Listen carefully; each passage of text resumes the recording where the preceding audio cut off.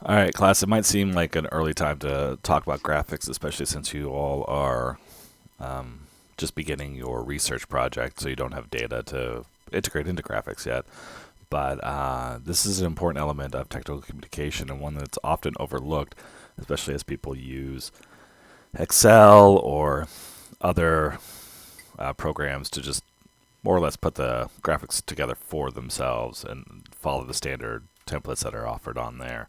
But if you've ever spent time delving into making sure that a line graph or a bar graph or a checklist or whatever else looks effectively communicates information and highlights information, that you know the kind of meticulous detail that can go into these documents. So that's what we're going to focus on today. Um, so I'm going to cover this after a little bit of review as usual, and let me know if you have any questions or concerns. So last week we started talking about design. We started by talking about the research protocol. I will review your protocols early this week and let you know if I have any concerns. I would encourage all of you to go ahead and delve into the research process, and if you need to make any adjustments, feel free to do so later on, either thanks to some feedback from me or to your own discoveries as you are digging into these websites and these services offered by uky.edu. The protocol itself is a genre that you guys can develop a better understanding of, but it is at its core, a concise, precise, and clear technical deliverable. It is intended to, even in an internal document, to succinctly and clearly develop information that's precise, both in the research process, but also like for people that might be managing your research efforts or might be picking up from where you left off. That's why it's useful to develop a good protocol, because it leads to a clear methodology section for both your intended auditor and for future projects that might use this same research method or whatever else.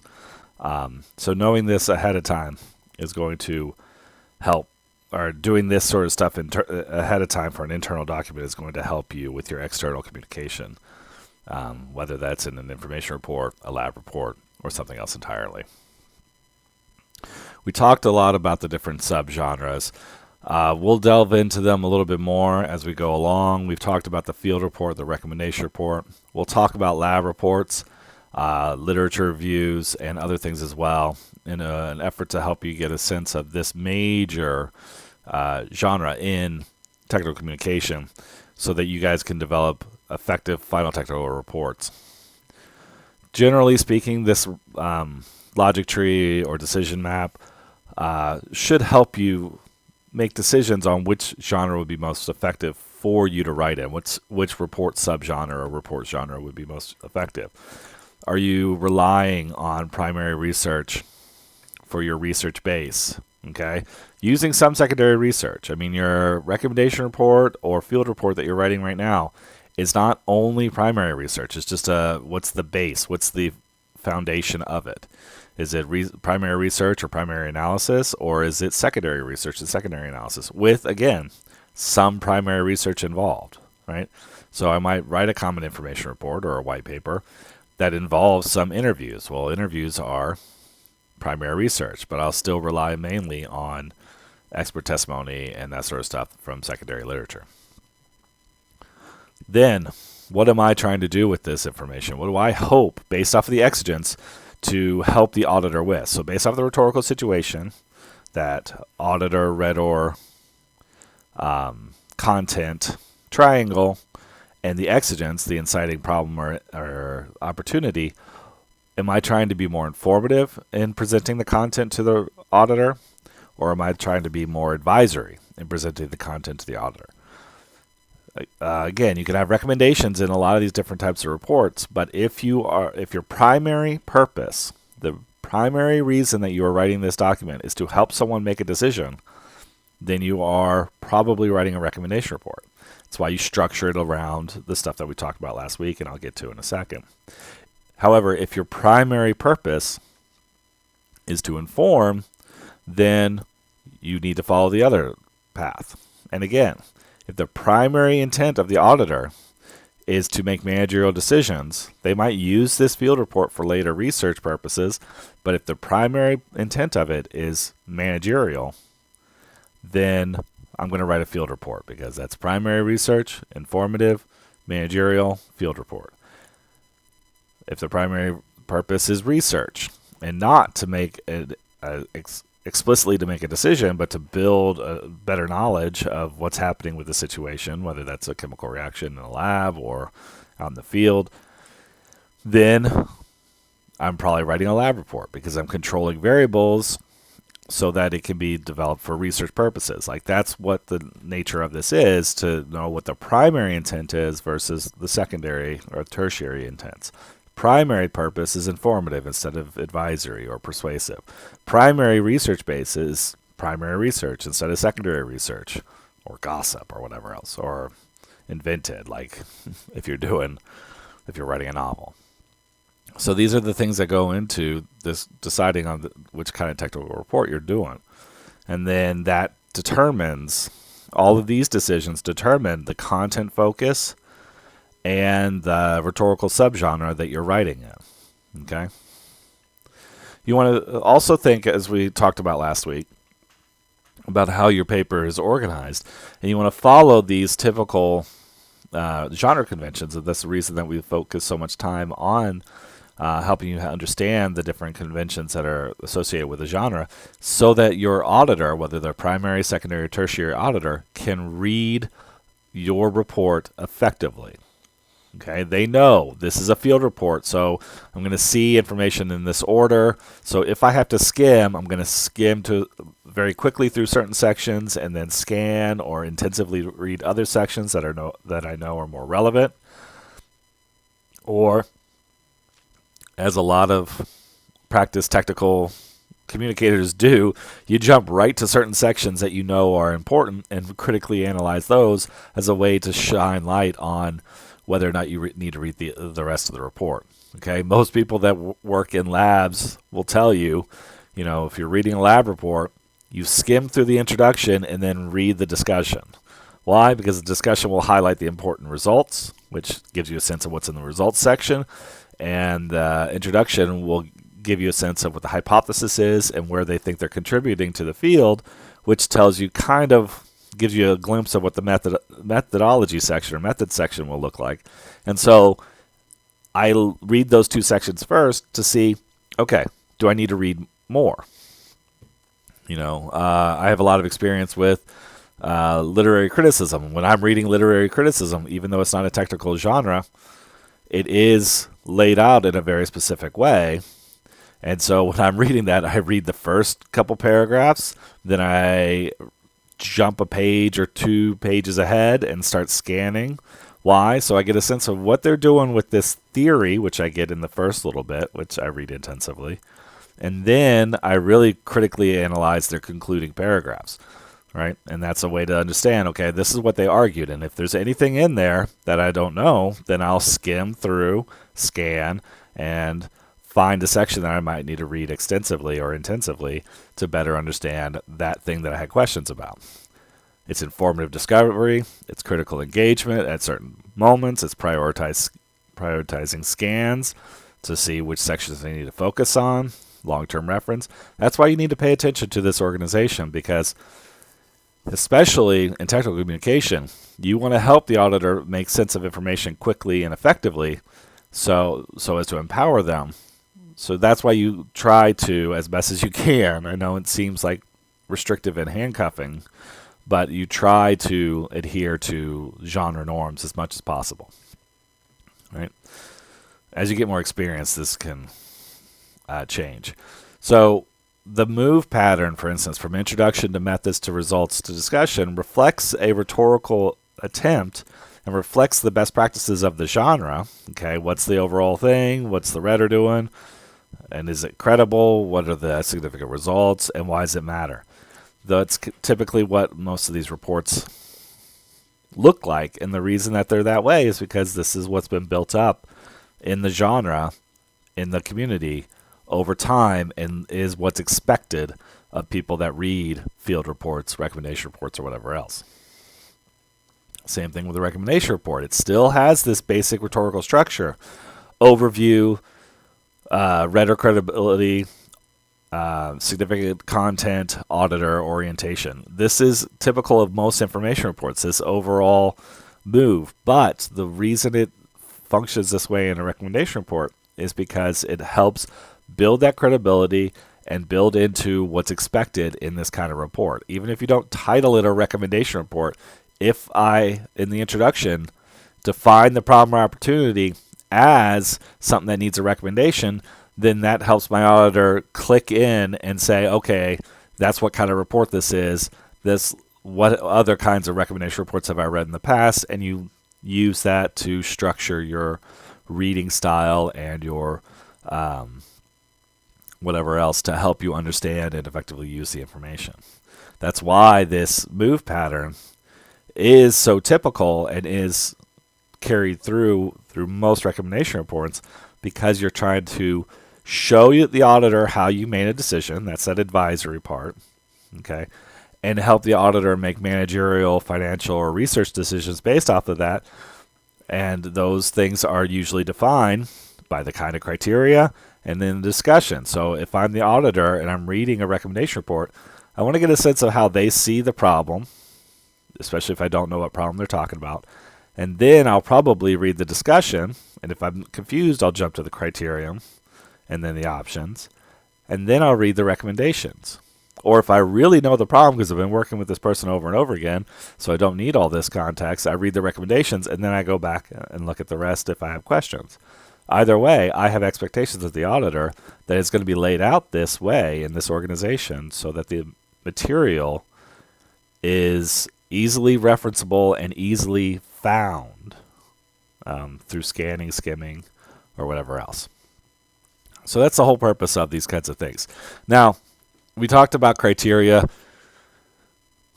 The idea here in developing criterion, okay, or multiple criteria, is that you are setting up for the auditor feasible ways in which they can solve the problem or solve the opportunity or address the opportunity. And so you want to think about this, and that's why a recommendation report is so auditor focused. These criteria are auditor specific. I might have the same exact problem, but like, let's say, to go back to the example I keep using of buying a copier, right? If I have the same problem of two different departments at the University of Kentucky need to buy a copier, if I am talking to one company that is, or one department rather, that is a small department, the philosophy department, their demands for a copier are very, they don't need like high volume, they don't need heavy use, it doesn't need a lot, so they have a smaller budget. The feasibility, the criteria that they need for buying a copier is much smaller. Or to use an example that might be a little bit more effective, deciding on which method of file sharing they're going to use within the department, whether that's a dedicated server or just a Google Drive folder or whatever else. So how are they going to decide on which program to use? They have different demands than a large department or a department with a lot of security concerns, like, proprietary research. So if you have those kinds of concerns going on, then you have extra criteria, and you have to develop your recommendation report to fit that. Okay, that's why it's so valuable that you define criteria and then assess the options according to those criteria. I only bring that up because a lot of you are writing recommendation reports. So we talked a little bit about translation. I just want to bring this up again because this is something that often gets lost in all this talk about genres, is that when we talk about precision, it's a moving target. There's not like, oh, this is very precise because you used very specific jargon that helps you talk about just stress in this way or just, whatever else in this way. and you're avoiding cliched comments because it might not help your auditor, but you're using precise terminology that's easy to understand. But when you talk about translation, jargon is hard to translate. More complicated terminology is hard to translate, and cliches are hard to translate. It's also hard in translation to understand what your shared terminology is unless you've been working closely with this client for years. So you need to think about how to simplify your vocabulary. You need to think about avoiding idioms. What is an idiom, what is not. Okay. Be aware of key cultural variants. Okay. And make sure to keep sentences short. Okay. And leave time for the auditors to review your final document so you can test it. Okay. These are some things that you might consider that you haven't talked about or you haven't thought much about outside of this class, but it's important to consider.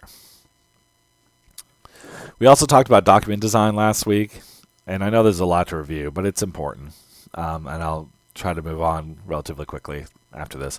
When we talk about document design, it's another rhetorical constraint.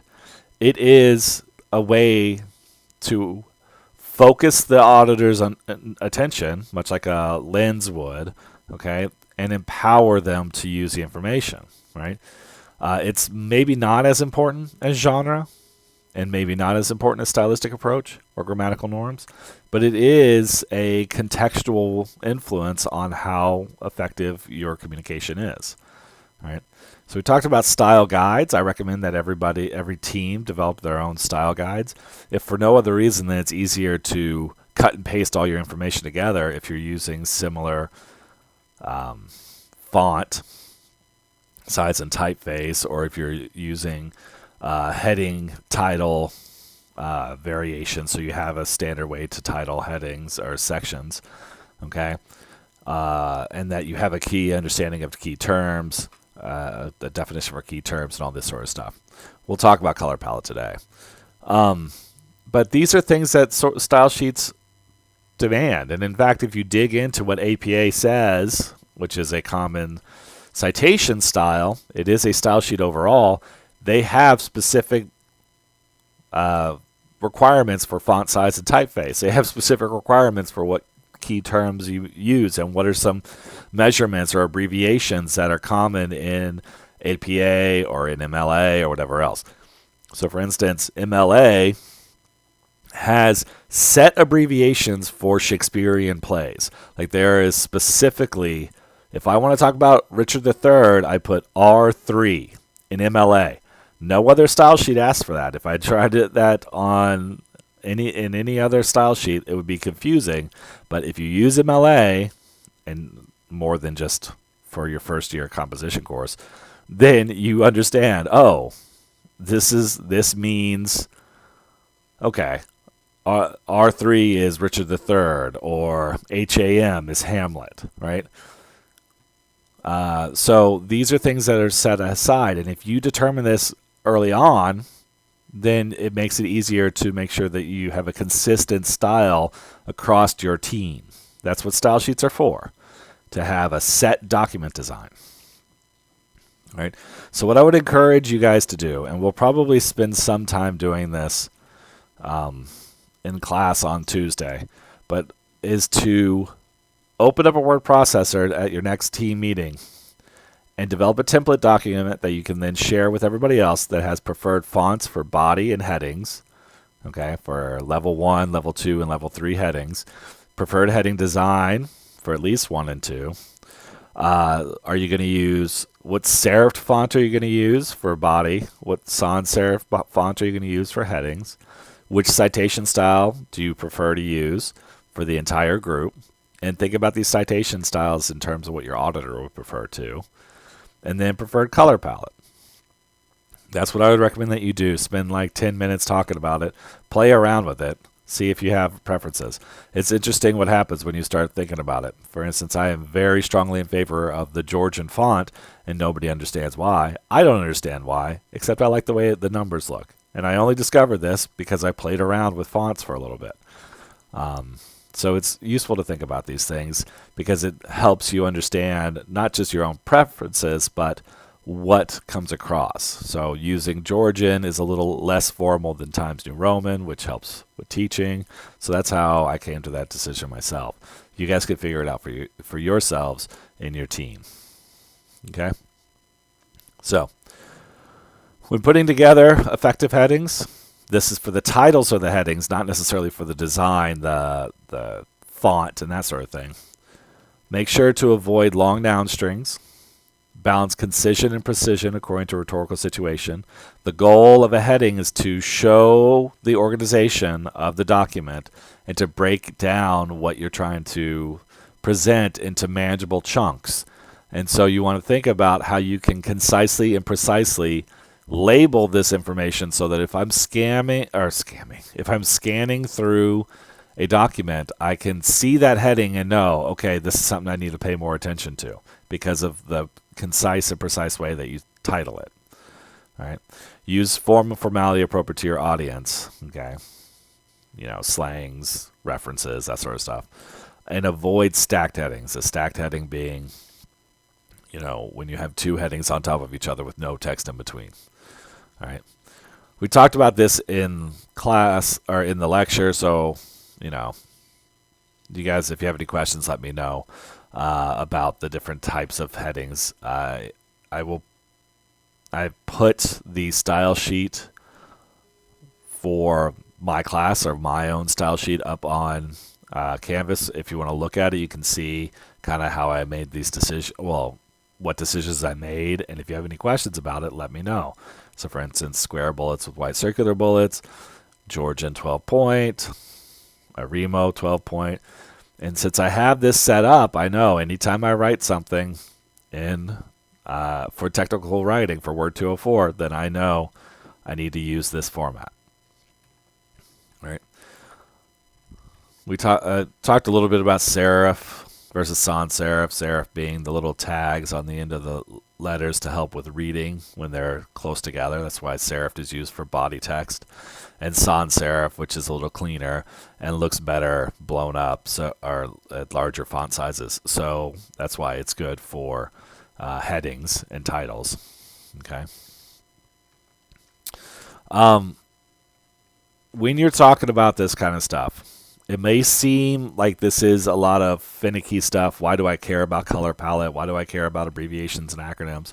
Why do I care about font size and typeface? This all matters, especially when you're working with a team over a long period of time. If you are writing, as most technical documents are, on something with a team of 4 to 5 people, including designers and that sort of thing, then you need to have a clear understanding of what it's supposed to look like as a team so that it looks like and appears to come from one rhetorical position so that the auditor trusts it. The more fragmented a document looks, the less likely it is, the harder it is to trust, and the more the design distracts from the message, from the content.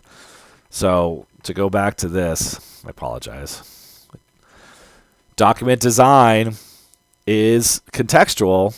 It doesn't really have as much of an impact as stylistic approach, but it is important because if it's done poorly and there is no consideration for how the document looks or what the headings, how they're titled or whatever else, if there is no consideration for this, then this interpretation gets clouded by like design concerns and like, what does this mean? I don't understand this. So imagine if you chose Wingdings as your font, then your auditor would be completely lost. If you don't know what Wingdings are, Google it, right? So you want to make sure that you're making these decisions as a team to help you write together and to help you look unified, and as a result, to help enhance and empower the auditor to use information in your report. All right. So we do want to talk about page layout.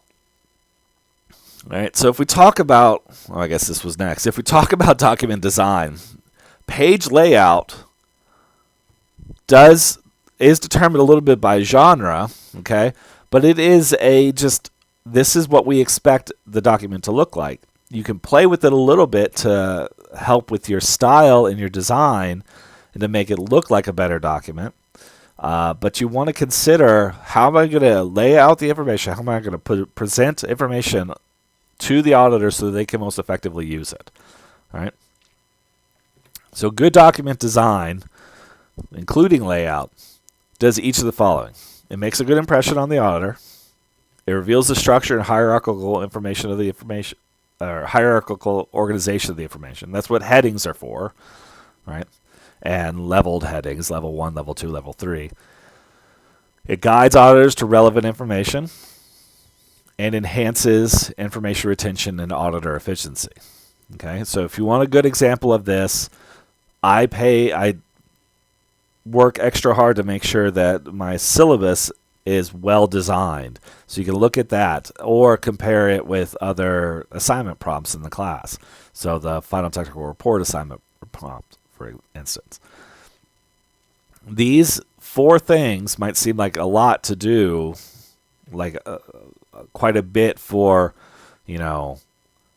whether you're using 1-inch margins or 1.25-inch margins, but it actually does make a big difference because, as I already mentioned, good document design fades into the background. Bad document design is front and center and makes it hard to understand what you're trying to say.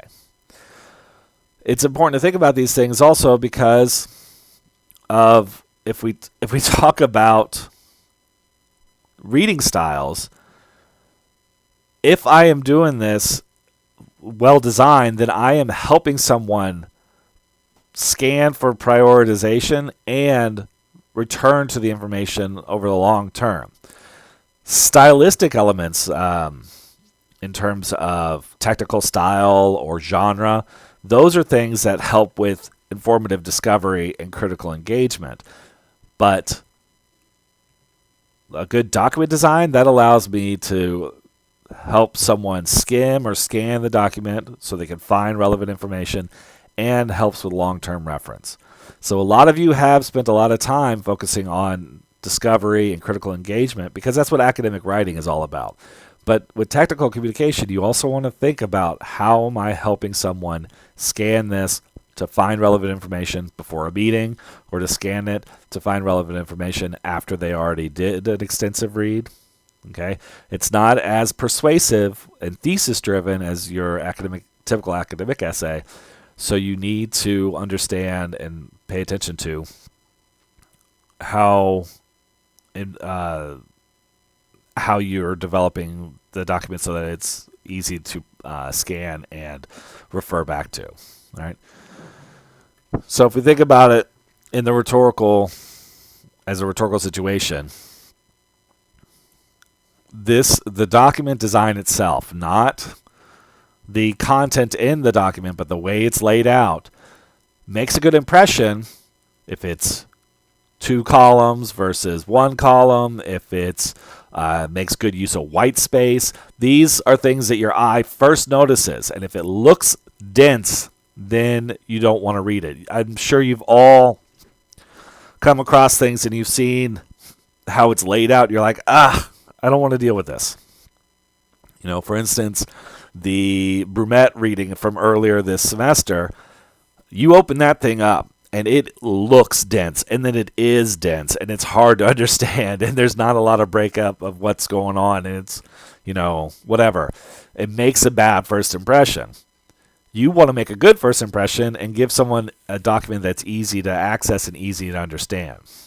And then you also want to think about how you're revealing the structure and hierarchical organization of information by using headings and screens and boxes and all these other things that help you present information so that it's easy to see what's most important, and present information so it's easy for the auditor to find relevant information for them, whether they are the primary auditor or the secondary auditor or tertiary auditor or whatever else.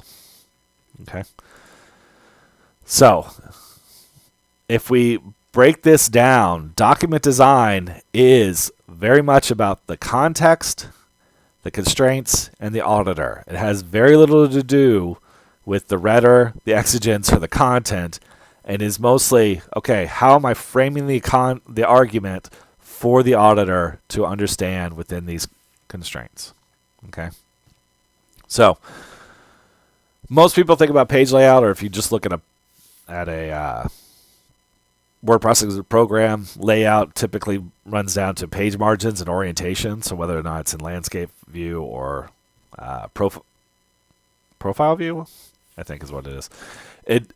But it also includes careful consideration of how information will appear. So these are some of the things that you want to think about. Some of the questions you want to ask yourself as a team or individually when writing a report.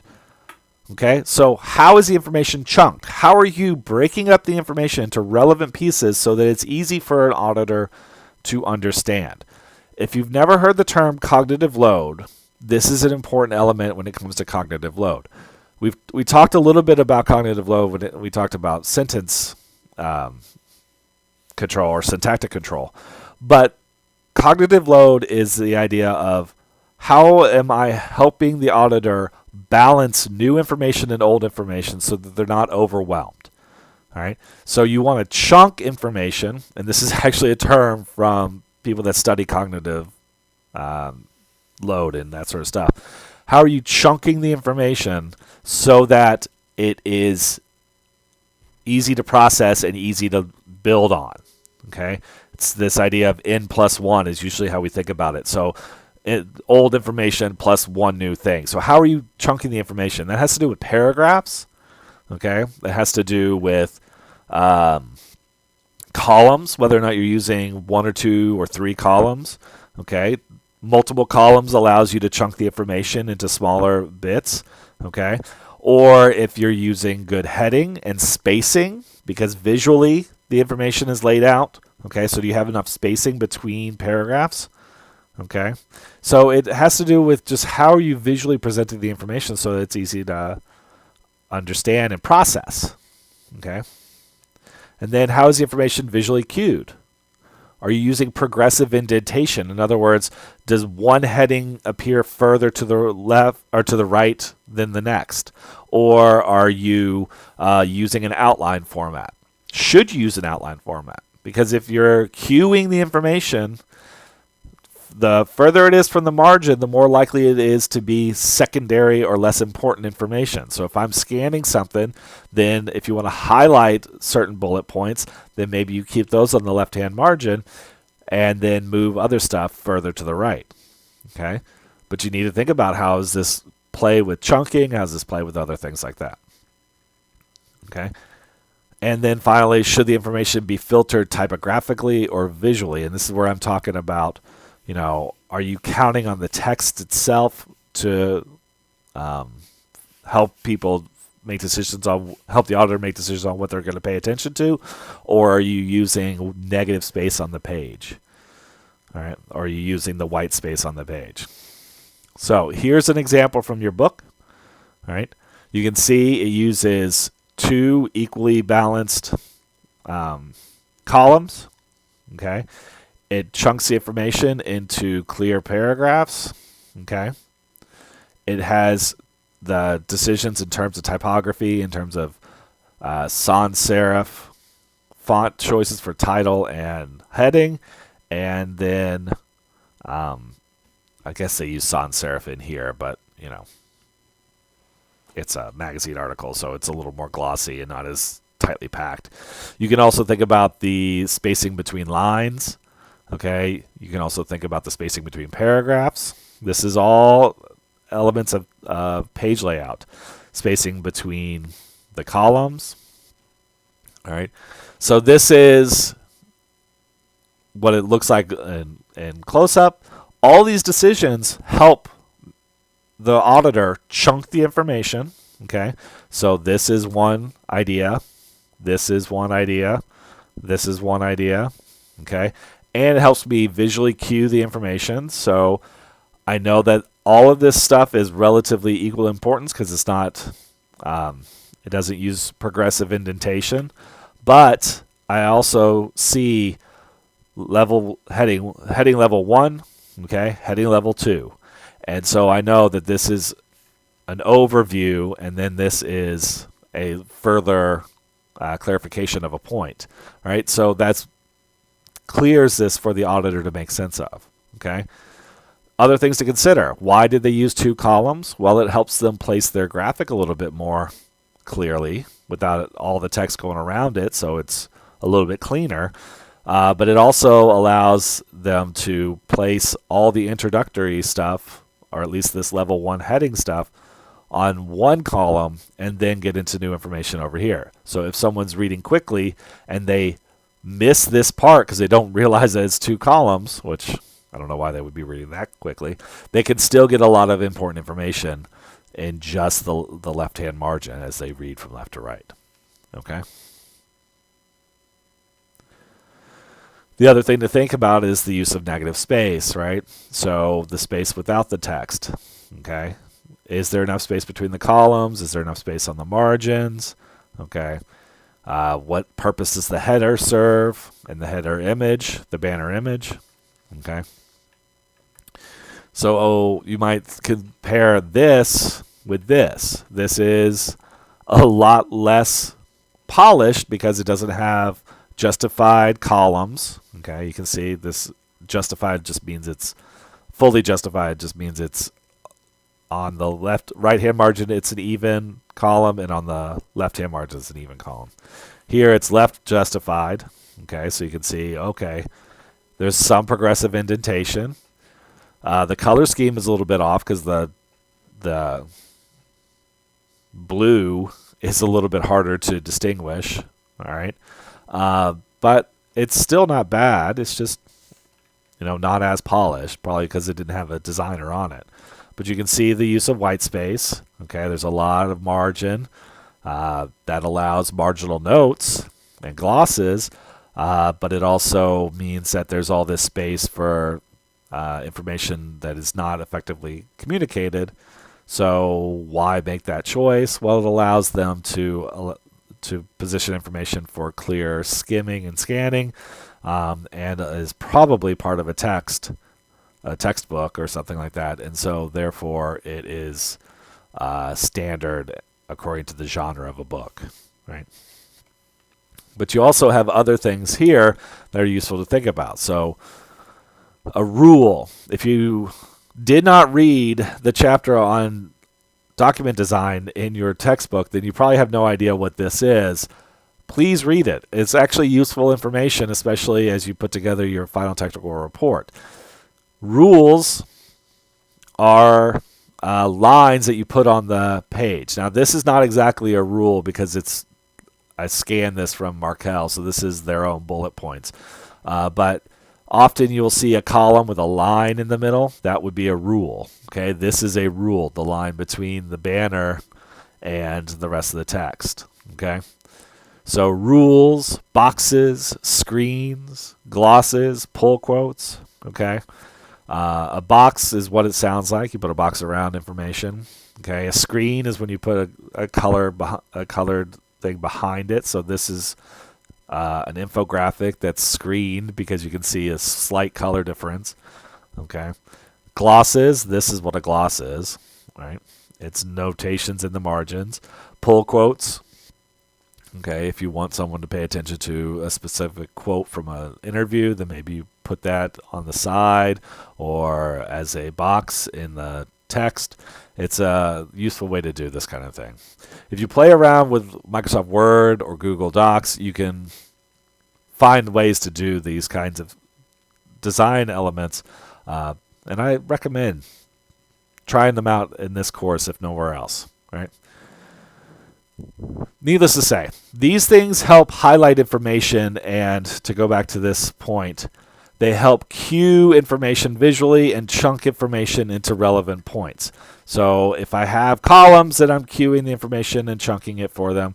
If I use boxes, then I'm highlighting important things that I think that they need to pay attention to. If I'm using rules, then I am breaking sections apart. So this is a way to visually cue information and present an organizational hierarchy or an information hierarchy to your auditor. Same thing happens with navigational aids.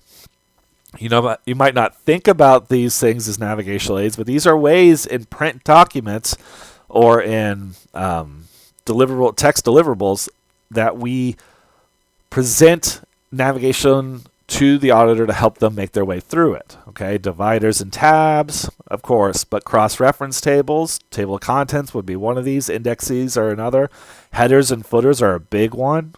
Page numbers, that's a navigational aid, right? Icons, if you're going to use icons next to specific types of information. Some people do that.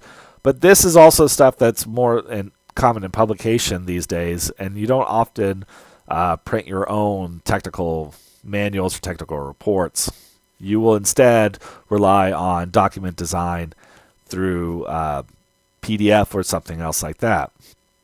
So you may not have a cross-reference table or dividers and tabs, but you may use hyperlinks or bookmarks in a PDF document. You might use tabs or drop-downs. You might use strategic colors. Okay, color use is the same across. If I use my own example from my own style sheet, for instance, my level 2 headings are orange. Why? Or level 3 headings, rather, are orange. Why? Because it stands out more. But if you see orange text on the left-hand margin, then you know that that is a level 3 heading. So I can either skip it or keep reading. Okay. Banners and footers, explicit information hierarchy, in the way that you organize links on your page. Okay. These are things that you're more familiar with, I'm sure, than this. But either way, both of these are trying to offer navigational aids to help an auditor find information quickly. So scanning, skimming, or reference, right? So just some other quick notes. Most documents are single spaced and left justified. You may have been taught to type in double space. That's a relic of high school English classes where you have to grade by hand, and so teachers would ask for things to be submitted double spaced. Well, that's because it allows for easier annotations and that sort of stuff. It's still very useful to print things in double space if you're going to edit them, because then you can edit in document. But you could also just use a shared text editing app or whatever else. Body paragraphs tend to be serifed fonts and are in 10 to 12 point font. Okay. So you can see here, this is not serifed, but you can also hopefully see that things kind of run together. Whereas if it were serifed, it's easier to read quickly. Okay. Negative space is best adjusted by modifying the spacing between paragraphs and heading, and you can do that by going to the paragraph function on Microsoft Word or a similar program and just increasing the distance, either above or below, or by increasing the spacing between lines. Okay.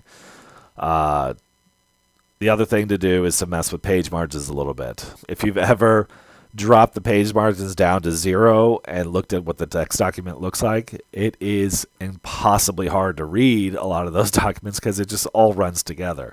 So when you chunk the information and provide clear white space for someone to realize they're at the end of an idea and take a break, then that allows for clear chunking and clear visual or information or visualization of the information hierarchy.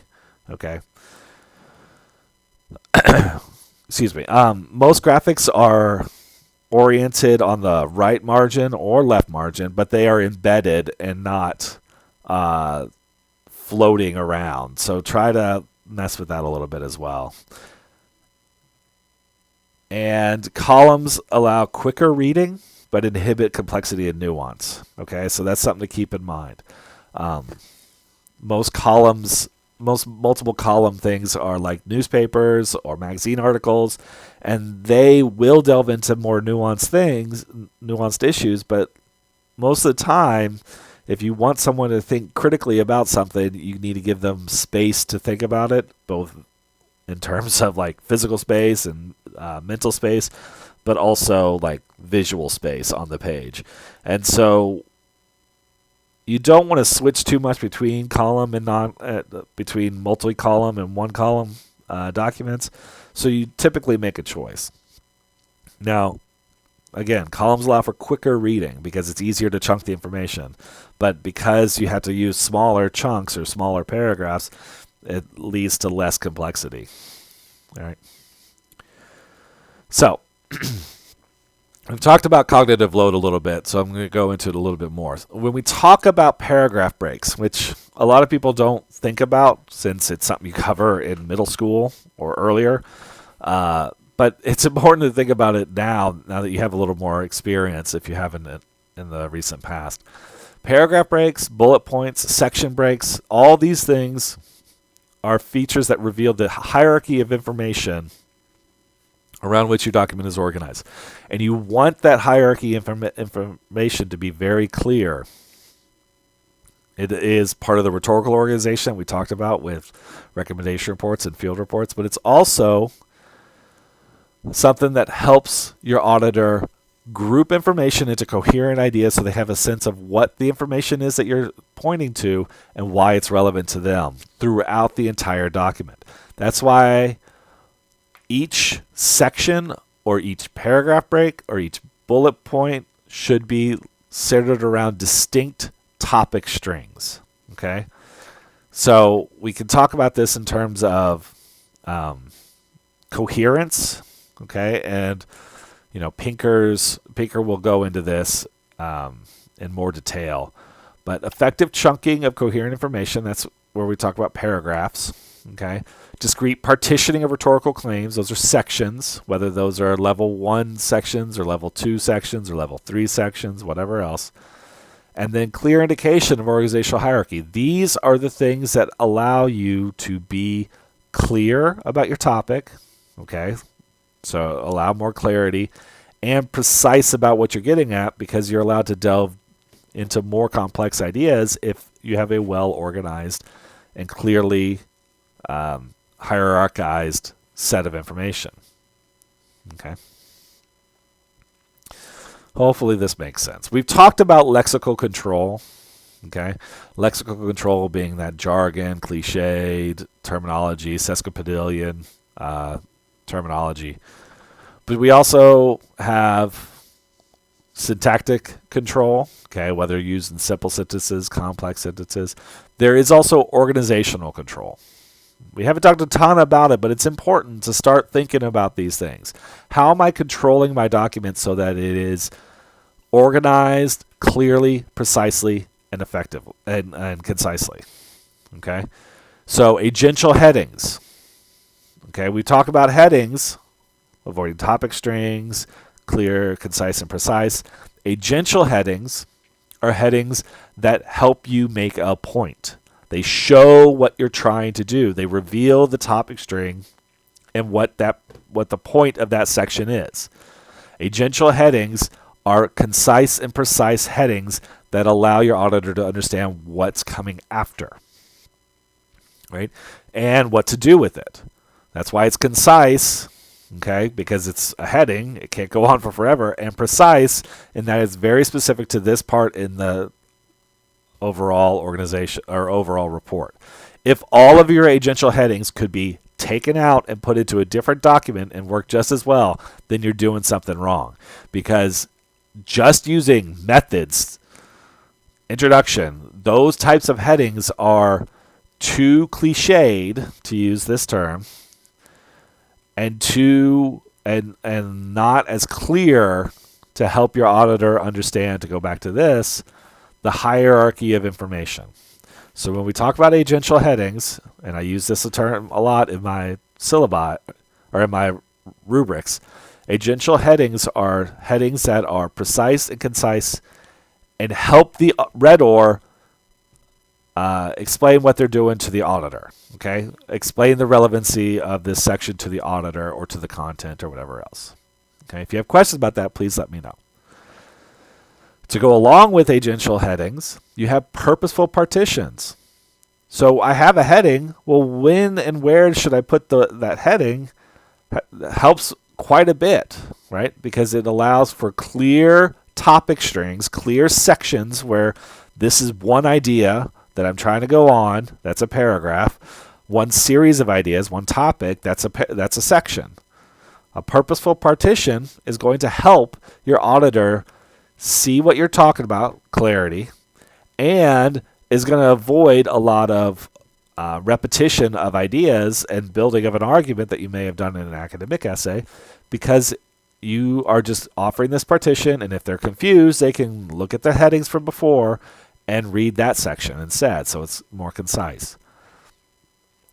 Effective paragraphing, okay, which again is in Pinker, and we'll talk about more when we get there, is very precise and very clear because it's built around a single idea, a coherent idea, and because of that, it clarifies that idea in more detail, even if it's a short paragraph. Okay. The point being, if I'm controlling precision, concision, and clarity through the use of complex sentences, simple sentences, compound sentences, and making sure that I'm kind of trying to meet that sweet spot where I'm not overly precise or overly clear or overly concise, I can do the same thing with the way that I use headings, the way I use paragraphs, and the way I use purposeful partitions. If you have really long paragraphs that offer no real clear topic string or seem to go on because it's delving into too large of a topic, then you are sacrificing precision and clarity and concision. You're going on for forever, right? If I have headings that are just like methods, then it might be concise, but it's not, and it might be kind of precise, but it's not very clear because methods can be anything, right? If I have a series of partitions that I am offering, but I partition without thinking about when and where I'm doing it, then that can lead to a lot of confusion about what you're trying to get at in terms of precision, right? Because you seem to have a ton of different things without a clear understanding of what each one's about, the topic string at the center of it. So thinking about these things is important, right? This kind of organization we already talked about is central to that. When we talk about purposeful partitions, when we talk about different paragraphing, when we talk about agential headings. But one thing to think about is if I am writing a set of criteria for a recommendation report, I will probably have level 1 heading that talks about these are the criteria that you need to talk about, and I will detail what those are. And then a level 2 heading that talks about criteria 1, another level 2 heading that talks about criteria 2. In the discussion section, I might say, here's what I found overall. Here's a more precise understanding of why this is a good recommendation or why this finding is relevant to you. Or recommendations in terms of here's what you do first. That's one level 2 heading. What you do second, level 2 heading, right? So you think about how you're going to break this up so that it clearly and concisely presents information and reveals an information hierarchy that will help your auditor understand what you're getting at, okay? So, in terms of helping prioritize your audience and purpose first and foremost, in the way that you partition information into sections, in the way that you develop headings, in the way that you think about paragraphs, utilize conventional patterns of organization, which we've talked about and we'll continue to talk about, these genres, okay? And demonstrate your argument clearly. It's an informative argument, but you still need to demonstrate it clearly, and you do that through the way that you title sections. That's the agential heading. You are showing the argument, showing the hierarchy of information. So, something else to consider, and this is something that we'll go into throughout the rest of the semester. Rhetorical organization is an important element to think about. Rhetorical organization is when you think about how do I want to break up these sections. And within each partition, you may have a separate organizational pattern. But these patterns, procedural, spatial, hierarchical, comparison and contrast, these are things that if I know a section is a spatial description, or if I know a section is a procedural description of what's happening with an engine, then I'm going to expect, as the auditor, certain things to happen. I'm also going to expect the auditor to do this for a certain purpose. So, describe a physical object or scene, such as a device or a location, okay, in a specific way. If it's following a spatial organization, then that leads to auditor expectations, and you need to build into those expectations. So if I want to describe something both spatially and general to specific, then I might have two different sections so that there is clear and precise topic strings in each section that allows my auditor to not be confused. And that way, I use these organizational patterns to help my auditor build a better understanding of what they're talking about. So these are all the different ways that you could break up sections or break up information and organize it so that someone can make sense of it. But you also need to think about how you provide signposts to set expectations, how you use graphics to show this in another way, how you use subsections strategically. So again, I may have one section that talks about comparison and there's another section that talks about classification or contrast. I may have a spatial description that offers external to internal description of an object, and another one that offers a geographic description of an object, okay, or a radial description of an object. Okay? So just think about these things as you're going. Now, I've talked about organization and page design. I'm going to talk about purposeful graphics in a separate lecture from later on this week. So take a second and review this and bring any questions that you might have to class, and we will talk about graphics as well in a second lecture that I will attach to this same discussion post.